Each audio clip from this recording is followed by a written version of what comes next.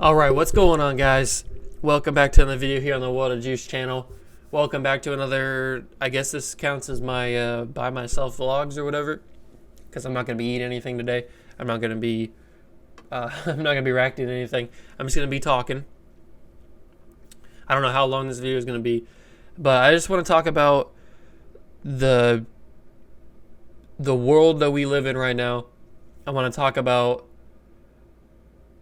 the world, not political or anything. I want to talk about the world that we live in as far as sports. So,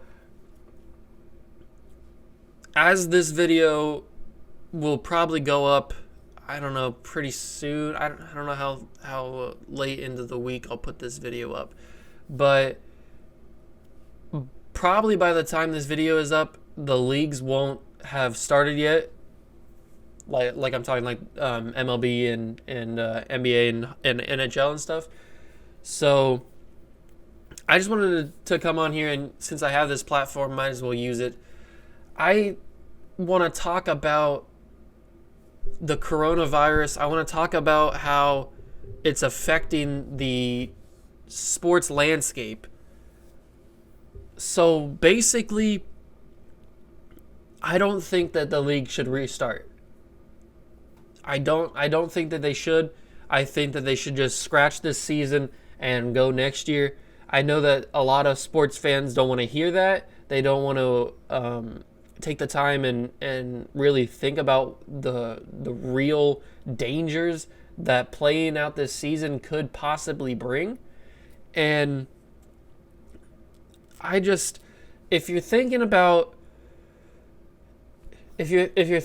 the well-being of the players' safety, we always use that word, the players' safety. I know that we use that word for head injuries and the well-being of the players on the field. But this is the well-being of the players off the field, and player safety comes into effect even off the field. So let's say, for example, we're talking about the NBA.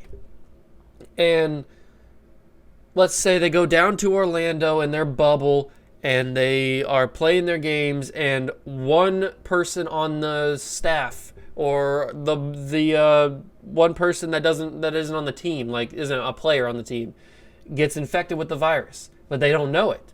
So they continue to go to work, they continue to go to the games around the team, around the players, and then let's say it's the Lakers. Let's say LeBron James is infected with the virus. He can't play. He's got to quarantine for 2 weeks. So the Lakers are without their best player. The NBA is without their best player. Who wants to watch a league with LeBron James not playing in it for 2 weeks? And that hurts the Lakers, because then the Lakers only have Anthony Davis, and they're one of the favorites to win the NBA championship this year. And without LeBron James, their odds are basically gone. So, and we've already seen a bunch of players already say they're not going to play, not just in the NBA, but in the MLB and in the NHL. So, why even do it? It doesn't even feel like a season.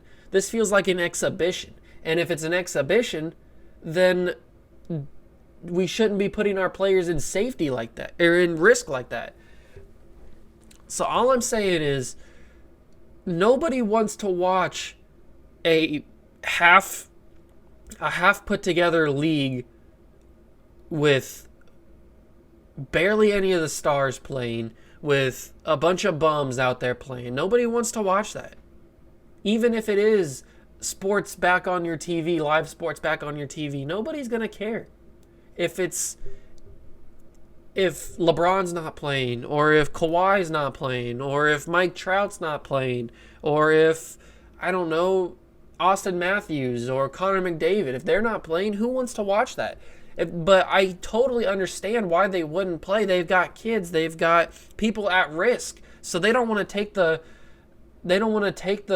risk of playing and then risk getting infected, even if it's in a bubble. Yes, they're in a bubble, but who, like I said earlier, there could be somebody that's not even on the team that could get infected and then not know it because they're asymptomatic or something, and then they bring it in to the team. So you never know, just like what happened with Jimmy Johnson. If his wife wouldn't have had allergy-like symptoms and gotten tested, he would have went to the race at the Brickyard. He would have infected everybody, and then the NASCAR would have had to shut down. So because his wife got tested because she had allergy-like symptoms, he found out that he also had the virus. So if that doesn't happen, then NASCAR is in big trouble with dealing with that virus. So why wouldn't that happen in any other sport? That could happen anytime. NHL, NBA, MLB, it could happen anywhere. So why even play the season? Why even take the risk? It doesn't make any sense. I don't know why we feel the need to take this risk and get these seasons over with. Just scratch the season. It's done. We couldn't finish it. Oh well, let's move on. Let's keep everybody safe.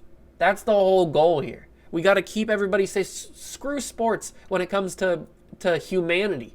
We got to keep people safe. Sports comes second. Sports is just a thing that takes us out of reality for however long, a couple hours or whatever. That's what sports does. Sports is our getaway from real life and reality. But when reality is in sports, like it is now, that's not good. We can't get away from, we can't escape from it. And now that people have been home, they are starting to go crazy. That's why the numbers are spiking again, because they were allowed to get back out there and then they all just, I don't know, kissed on the mouth or something. I don't know how the numbers are coming back up. People aren't wearing masks. And it's just frustrating because we should be done with this by now. No, we shouldn't be done with it. It's not going to go away anytime soon. But we should be back to somewhat of a normalcy without a vaccine. We'll never be normal without a vaccine. Once we get the vaccine, then things will start to come back down to where we recognize them as normal. But as of right now, there's no vaccine. So people need to take this seriously. I don't know why people haven't been taking this seriously. And when it comes to sports, we shouldn't have to put these players are humans too. We shouldn't have to put them at risk just because we want to watch our favorite sports, just because we want to watch our favorite teams. If it comes down to saving our people, saving humans from getting the virus, or at least lowering their risk of getting the virus, or watching live sports, I'm going to go with saving people from getting the virus. We don't need to watch sports, live sports. We have YouTube. So yes, I know it's not live and I know it's not the same, but it's something. It's something to keep us going until this whole thing washes away and is done. When we get a vaccine. And I think the vaccine is coming at the end of this year or something. That's at least what they're saying. But it just doesn't make any sense. I don't understand why we are pushing. I mean, look at MLS. There's teams that still haven't flown down to Florida because they've seen what's gone on in Florida. Florida is one of the highest risk places for the virus, and people on teams, on MLS teams, are getting infected, and yet they're in the bubble. So that's what I'm talking. That's basically my point right there.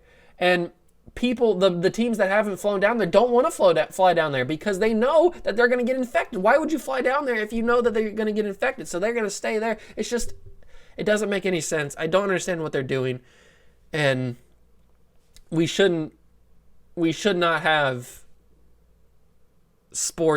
live sports this year resume unless it's football. And because football's in the fall, it might work depending on how well we do. But football may not work, and then we just don't have football for a season. But I don't know. That's all I feel about it. I just wanted to take this time and talk about it. I hope you guys feel the same way. If you don't, you can let me know down in the comment section down below. It's fine if you don't. I don't really care. But you can have your opinion. But that's going to do it for this video. If you guys did enjoy, make sure to smash that like button on the video, hit the notification bell and the subscription button down below, and I'll see you guys in the next one. See ya!